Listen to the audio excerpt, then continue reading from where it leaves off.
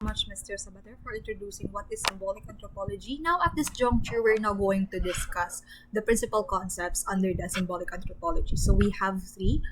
First, we have social drama. This is a concept devised by Victor Turner to study the dialectic of social transformation and continuity. So, according to him, it is a spontaneous unit of social process and a fact of everyone's experience in every human society. So, as a recurring experience in a social organization, for example, there are four phases or four acts in social drama. First is a rupture in social relations. Second is the crisis that cannot be handled by normal strategies. Third is the remedy to the initial problem.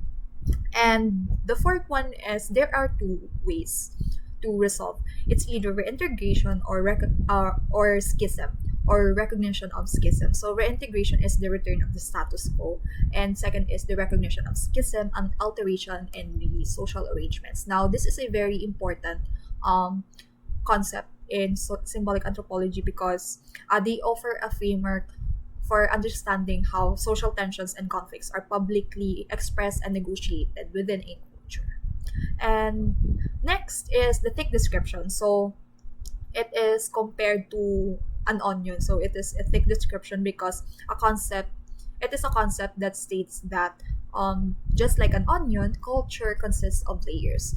So we have the outer layer, the middle layer, and the inner layer. So first is the outer layer. This is the level of a explicit culture. So these are the things that are most visible to our eyes. So these are the behavior, people's behavior like clothes, food, language, housing, etc. So the middle layer naman, these are what is considered the right and wrong and norms of a society. So we know that norms are often external and values are often internal. So these the middle layer is manifested, although we are talking about abstract concepts here, right? But these are the enforcements of values and norms in a society. They become physically manifested. So they are still visible. So yeah, so they are imposed and we see them at an observable surface. Yeah. So lastly is the inner layer, the level of implicit cultures. This is the most implicit level of the thick description. So this consists of the basic assumptions, a series of rules and methods to deal with regular problems that it faces. So as according to the material that I am referencing right now, they are so basic. For example, breathing. We no longer think about how we do it. For an outsider, these basic assumptions are very difficult to recognize. Third and last principal concept that we are going to talk about are is the hermeneutics. So we've probably heard about it in our philo classes. So the term hermeneutics is first applied to critical interpretation of religious texts. So according to Woodward 1996, the modern utilization of this term is a combination of empirical investigation and subsequent subjective understanding of human phenomena, as it is now being applied to and understanding symbolic anthropology.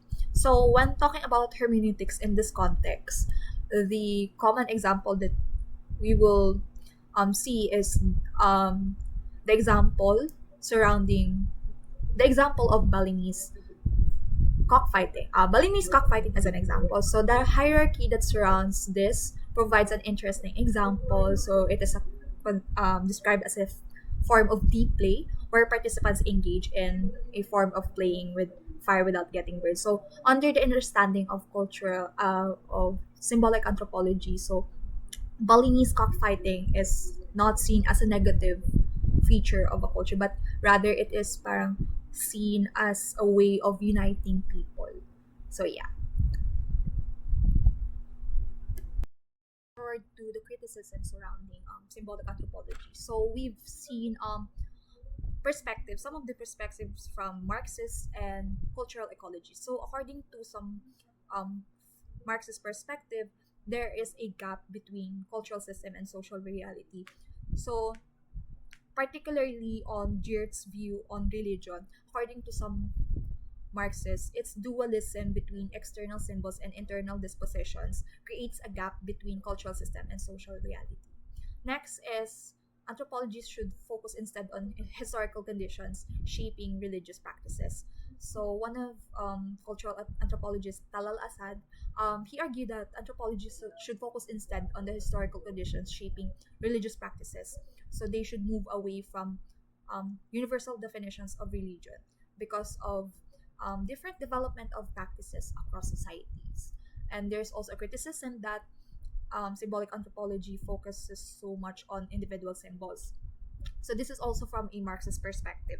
So they also contend that symbolic anthropology describes social conduct and symbolic systems without attempting to explain their underlying causes, focusing excessively on individual symbols. And lastly, some cultural ecologists claim that symbolic anthropologists are fuzzy-headed mentalists because this specific side of the anthropology is engaged now in unscientific and unverifiable subjective interpretations, and that symbolic anthropology is focused on mental phenomena and symbolic interpretation that are scientifically untestable and too subjective.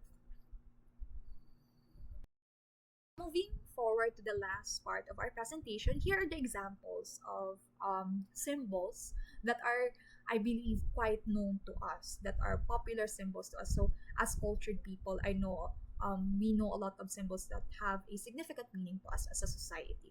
Now, here we have the Torii Gate in Japan.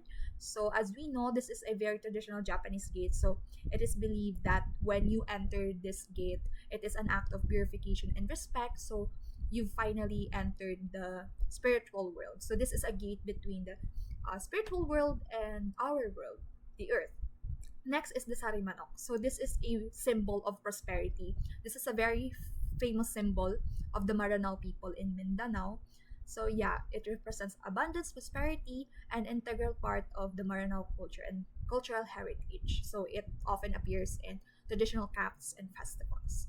And lastly, we have a very important symbol of the Islamic cultures, the crescent and star. So yeah, it represents the faith's connection to lunar cycles and celestial realm. And historically, the crescent and star was used in various cultures before being adopted by the Ottoman Empire and later by the Islamic nations. So it signifies growth and development of the Muslim community, reflecting hope and guidance from the divine. And that ends our presentation on symbolic anthropology. Thank you so much for listening, and I hope you learned a thing or